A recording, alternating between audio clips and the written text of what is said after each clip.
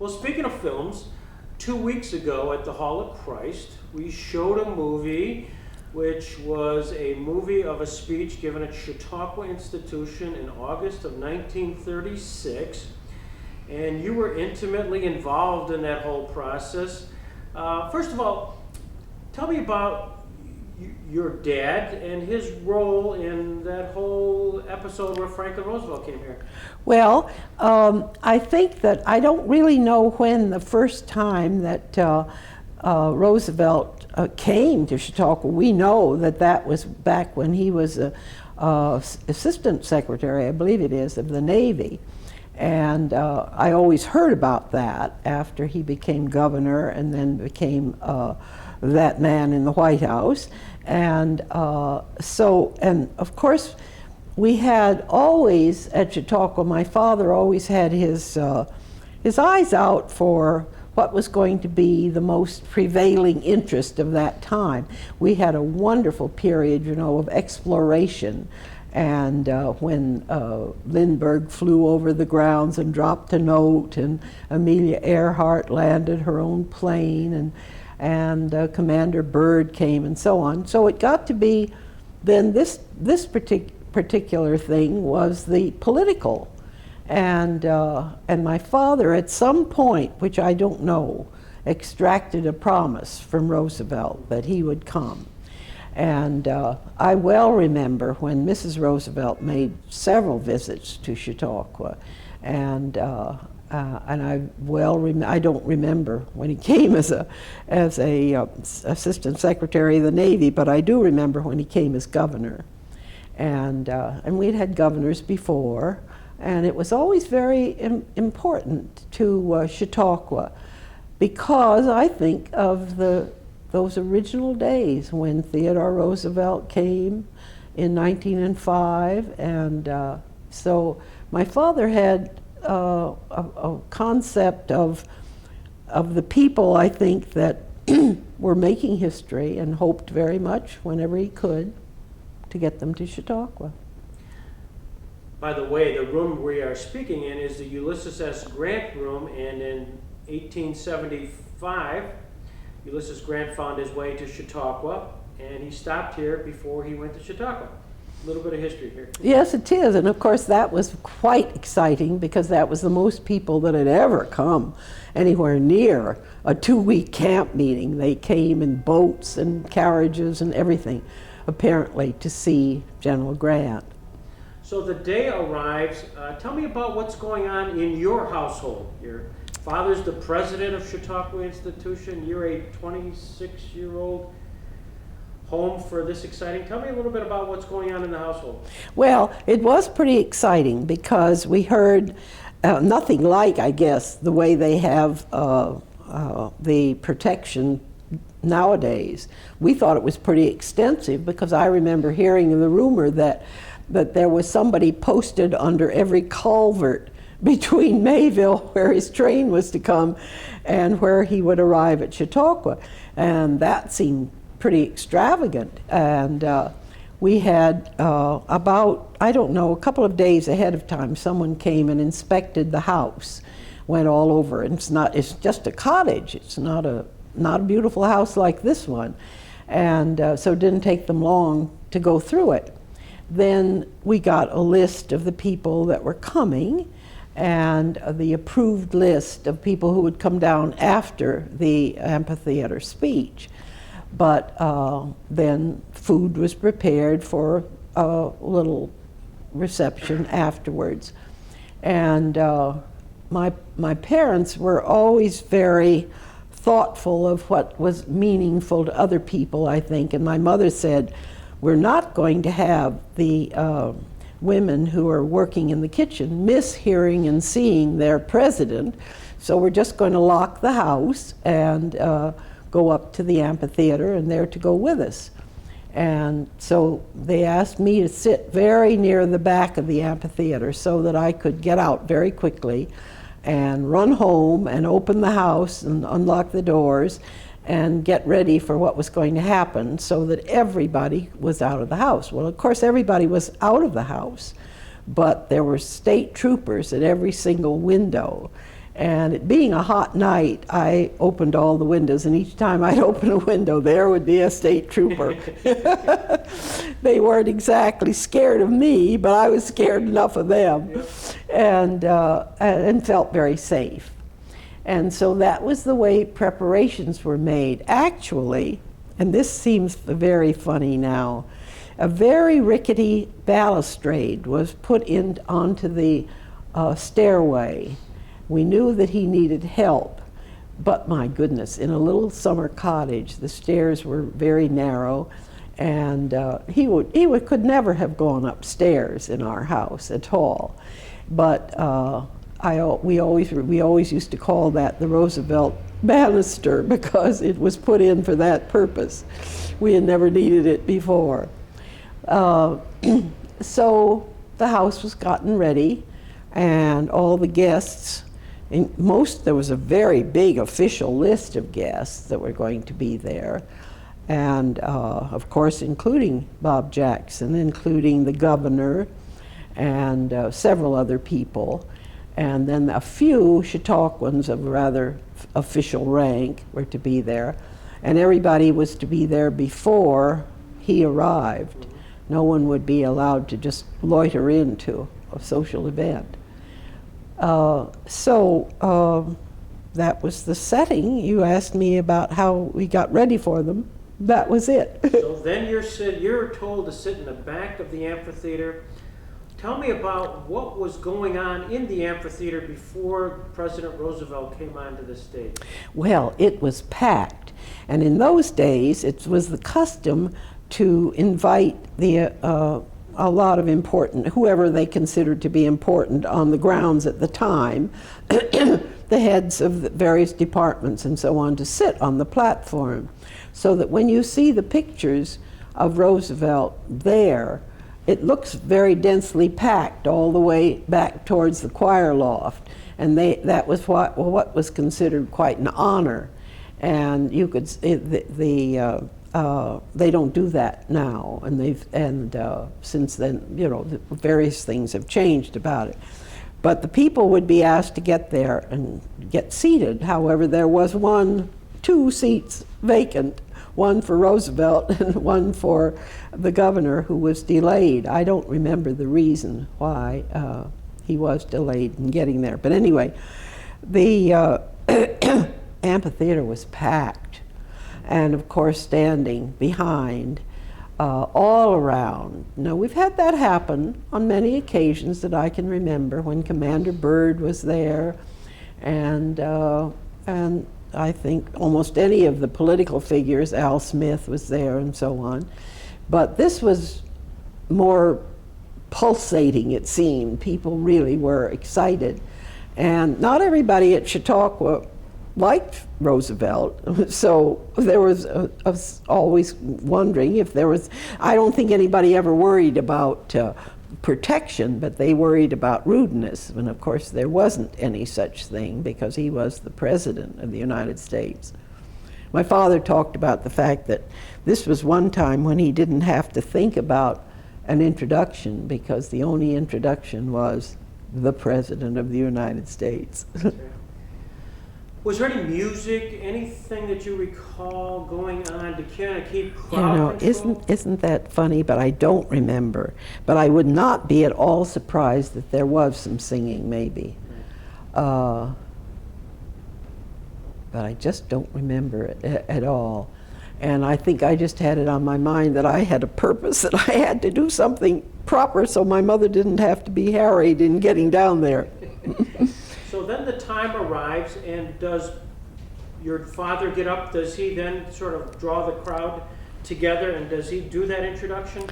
Yes, and in those days, my father's voice was really very suited to the amphitheater.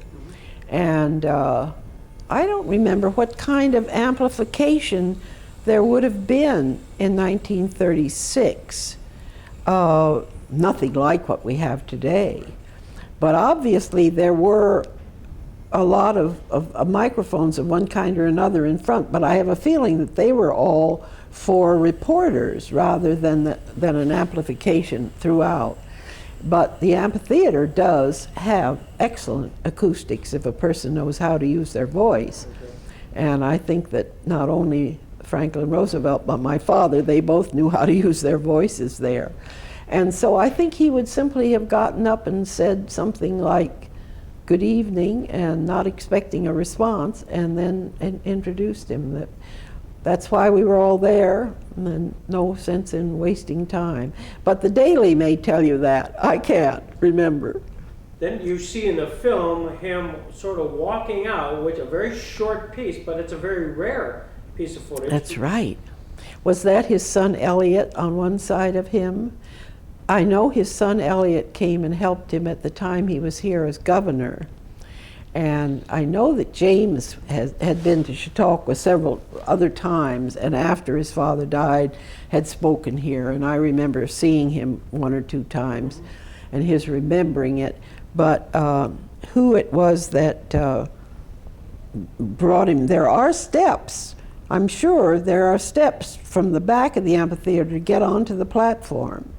And so someone must have had to help him at the back, but nobody in the audience would have been able to see that because of all the people sitting there. And then because I had to leave the minute the speech was over, I didn't get to see how he got off the platform and how he was saved from being seen by people until it was time for him to come down to our house. As he's working his way well, actually gets to the podium, and then all of a sudden you see the salute, the Chautauqua salute. Now, that might be that my father called for that before the introduction. That's true.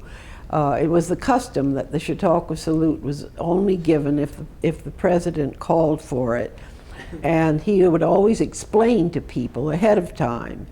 So he may very well have done that, but it slipped my mind. And it was originated, way back to signal to a speaker who was deaf and couldn't hear the applause, and it became a very unique and special signal for Chautauquans. And so that may very well have been part of the introduction before the president, and just as he came out, then they would have started it, I think. What kind of night was it? Hot! Hot night? Oh, it was terribly hot. And of course, we weren't used to, none of us on the platform, I was way back, were used to those, what do they call them, Klieg lights that were so strong. I suppose all political people were used to that, and probably the president had a lot of that streaming down on his face, but we didn't have to use it at Chautauqua, so I'm sure that my father and all those other people that had spoken there didn't have those bright lights. And on top of that, it was a terribly steamy, hot night. So my father never took off his jacket, and none of the people there did, and everybody was very dressed up. So I'm sure lots of people were kind of uncomfortable because they had a little bit more on than they might wear today.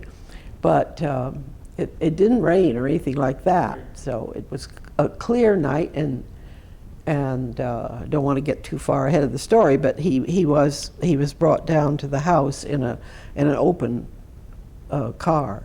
What time of day was the ceremony? Do you recall? Was it After dinner. after dinner? Yeah, I think it was the regular hour, 8:30 or 8:15, whenever we have the amphitheater program. And I don't know just exactly how he got there. I suppose that they brought him right to the amphitheater because there was no dinner ahead of it for him. During the course of the speech, he of course recognizes your father and thanks him profusely for inviting him. And then, as the movie shows, he covers a broad base, but he also talks about the term which everybody remembers the speech, Yeah. I hate war. Did that mean much to you at the time when he said that? Was that a conversation immediately after the speech? Well, I don't think it was. It seems to me that we attached great importance to it afterwards, but that we were listening to the whole speech.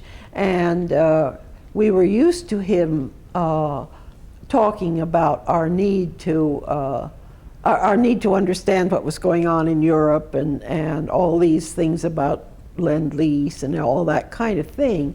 And sometimes people were attributing it to politics and so on. So we were listening, but I do remember very much that it was striking a note for peace. So that as I look back upon it, I don't remember that I would have thought I hate war until maybe even the media, as we didn't call them that in those days, but maybe they picked that up. Was it in the headlines or anything? I don't recall. I think Professor Barrett said what Roosevelt had hoped to come across was the I choose peace, right, as opposed to I hate war. But I think we heard it pretty much that way, but I think that because of the emphasis on that, we all have to think of it as I hate war. But whether I felt a terrible tingle at the back of my neck or anything at that time, I don't know. But it was a serious time that we were all concerned about. that speech, if you had to judge the demographics of the audience at the time, would you guess that it was a Democratic audience or a Republican audience, or was it just citizens seeing a president? Well, I think that a large majority were citizens seeing a president, and but I'm sure that there were a certain number of very astute conservatives who probably sat on their hands. I'm not sure, but I think that there weren't too many avowed Democrats. It wasn't a Democratic region. But we had never been discourteous. I mean, Al Smith was there, and there was a big crowd for him, and there'd been many others. I think everybody assumed that most everyone that actually lived at Chautauqua and voted at Chautauqua was apt to be a Republican. Mm-hmm. But after all, we had a large number of people from all across the country, and when we had Alf Landon, who had been there that same summer, there had been a great outpouring of people for him, but and there was never any, I think that was very courteous group, and delighted we hadn't had a president since Theodore Roosevelt, so none of the people in between had one come to Chautauqua, so. Were there any standing ovations during the course of that 60-minute speech? I can't remember if there were or not. You'd have to consult the Daily if they were careful and wrote it up properly. Anything during that 16-minute speech which you, as a 26-year-old, it jumped out at you? Was that only 16 minutes long? It was I see. Fairly short speech. Well, I'm afraid that I had my mind on my job. Being rather a liberal myself at that time, of course, my favorite was Norman Thomas, who was coming later. But I had voted for Norman Thomas the first time, and I think I was prepared to vote for Franklin Roosevelt. But I just think that I would be false to say any particular feelings that I had. Sure. So the speech is over. Your job is to run back to the house, open up the house, get it ready. The guest list starts arriving one by one, and one of them is Bob Jackson. Bob Jackson. We haven't talked about him. Describe him. Well, I have a hazy notion of what he was like that night, and I'm sure I wasn't sufficiently impressed with his importance that night, but I had had an opportunity to see him on other occasions, and I knew that my father admired him very, very much, and was proud of the fact that he had come from here and that he had been, as a young man, coming to Chautauqua at various times, and that he himself had known him, but that I couldn't claim to have. Those were my college years and my teaching. I taught at college at that during those years, and so I wasn't there all the time. But I knew my father thought very highly of him and was delighted to think that of the career that he was achieving, the success in his career that he was achieving. So all of a sudden, all the guests have arrived because they were supposed to arrive. There would be nobody after the president who would be really permitted. All of a sudden, the car comes up. Do we have any recollections? Oh, I have a very strong recollection of that, because among my duties was to stand beside the man who was checking the names and to identify them. So that, because after all, he was I think he must have come with the president or been somehow, or with the police people, because I had to say, yes, this is so and so and so forth, and they would be entered into the house. And so I was standing on the porch when this car drove up, and I saw them help the president out of the car. Nobody else could see this because everybody was inside the house. No one was on the porch except this man and myself. And they helped him out. And unfortunately, our house sets up. How did they do that? How did they They lifted him up by his elbows, one on each side. Right. And how he arranged himself. Now that I have trouble getting in and out of a car, I know it must have been very difficult to arrange himself in such a way that people could get under his arms properly, but that's what they did, and he held his elbows like that. And he didn't try to walk until they got him onto our porch. Mm-hmm. There are 2 or 3 steps right by the street, then there's a brick walk, little slopey, and then about 3 steps onto the porch. Mm-hmm. And then it would be probably 10 feet across to where my mother then stood in the doorway. And it was very interesting to see how John Barrett described his walk, because I wouldn't have been able to describe it or say particularly what it was, but when I saw John showing how he had to use his hips, I recognized it. And so he walked across, but they stayed with him, whoever it was, and the 2 men, and stepped back, and he reached out his hand, and Mother opened the door, and he said, "Oh, Mrs. Bestor, I do remember what a cool home you have." And of course, everybody was boiling hot, and he must have been boiling, so it was a very wonderful, typical thing for him to say, but you know, he cocks his head back and gives that smile that melted everyone. And so then he was held, and he walked that way across the little expanse, and there was an armchair for him, and he quickly snaps something at his knees and sits. And I don't know how those things work, but he did it himself, and sat, I think, a whole lot more gracefully than I can now. And then he just sat there, and each one of the people that was there was brought up to speak to him, and refreshments were served, and the men were there at the end. He didn't speak again, after all, he'd given his speech. Right. But he always had a word for everyone, and a lot of people, he'd do their names, you know. So he must have had a phenomenal memory for names, although somebody probably was saying them too. And it was a very memorable thing for everybody in the room. Was something very moving about admiring, or maybe not even admiring, this man, but having to admire his courage and his fortitude when in the face of such difficulty. Did you get his autograph? No, I don't think so. I was not an autograph seeker, but we were awfully lucky in having a lot of autographs around because people wrote to my father. So we never asked anybody for them. Did anybody, I'm just curious, I mean, here you have somebody in your house, and I don't even know what the protocol would be, let alone, do you recall anybody Yeah. taking a photo? Well, I think that, I don't remember anyone taking a photo that night inside the house.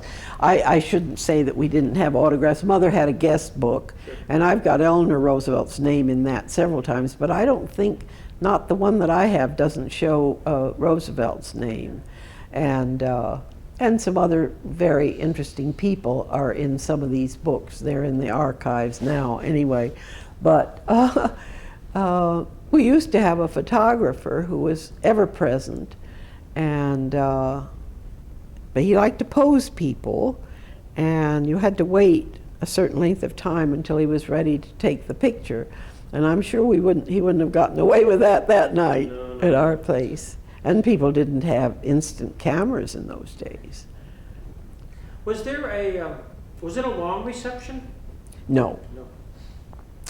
And of course, instead of people lining up, there weren't that many people. I would say our room was not the shape of this room that we're in right now, but you know, this is a summer cottage. And because of the fact they did have a fairly large garden outside, but that wouldn't have been feasible anyway, so people weren't outside. So I would be very interested maybe to look it up and find out what it said the next day about about how many people were there. So it wouldn't take long for them, and some of these people knew each other quite well. I'm sure that Bob Jackson talked to the official people, and probably just the few guests that were Chautauquans would probably not have spent any time doing anything except just meeting the president and feeling good to think they had. So the president then leaves your place and gets back in a car and heads off. And heads right back to his train. Yeah. And I don't think my father went with him. He might have. I have no recollection of that. I have a slight recollection of him going out the front door and the process being reversed. Mm-hmm. And I think that there were a lot of people standing in the street by that time, because they all knew where our house was. But there weren't lights and camera and noise. There wasn't anything of that kind. After it's over and the folks have left and your mom and dad sort of sit down, what was their reflections on the day? Well, I have to admit that my mother was not a Roosevelt admirer, and I'm sure they probably talked about it. My father was very careful about his political discussions with people and kept a very open mind. And many people say, oh, well, of course he must have been a Republican too, but I know that he wasn't a dyed-in-the-wool Republican because of the famous story that they told us about. They had their voting place in Chautauqua County, and they would drive back to cast their vote. And one time, some very important matter was happening, and my father was kind of late in being able to get away, and so they drove very hard all day and argued about this particular issue, and they finally got to the St. Elmo, which was kept open in those days, and our cottage was not. And they got ready to go to bed, and were planning. Somebody said, well, will you have breakfast, and then after you vote, will you have lunch before you go? And when they came down in the morning, they said, we're just leaving for New York. There's no sense in our waiting for the polls to open because we're going to cancel each other's vote out. So that gives the lie to the people who were so sure that my father was a Republican, because Mother made no bones about being a good Republican. Right. What an event. Oh. Was it when you saw the movie the last couple weeks ago, did it bring back a... Well, it certainly did, to actually see Roosevelt standing there and see his the words coming out of his mouth. I thought that was very exciting. I can't tell you if I thought that's the way his voice sounded, because we've all heard "I hate war" so many times, and but it was exciting to see it again, because I had I wasn't sitting out in front of him. I didn't see him from the front before, so this was really exciting. Well, we've been asked to do it again, so I think we'll make that part of the routine on an annual basis. Oh, I hope so. Yeah, this is great. Now, did your paths cross with Justice Jackson at any other time? I think so. I think I remember once that he came to our house either to lunch or dinner, but I have no recollection of it to say anything more than that I seem to remember that he was a guest once. Maybe, he spoke at Chautauqua a couple of times. And very frequently when there were men speakers in those days, my father would entertain them at the golf club with a men's dinner. That was all this good feminist stuff. And the mother would have receptions for the women people or the wives of them. I remember when Al Smith came, Al Smith and all of his cohorts around the county and out and elsewhere had a dinner at the golf club, and Mother entertained all the wives of all of the Democratic cohort. So it was that kind of thing. So I couldn't ever say that Jackson came. If he spoke, the chances were it was probably a men's luncheon or dinner afterwards. Yes. This has been terrific. Well, I'm afraid. Memory. Well, I'm afraid I don't remember anything very significant that would help the history, but it's been a very much fun to go back and think about it and remember, because it did mean a great deal, and I've always treasured those memories. Great. Fabulous.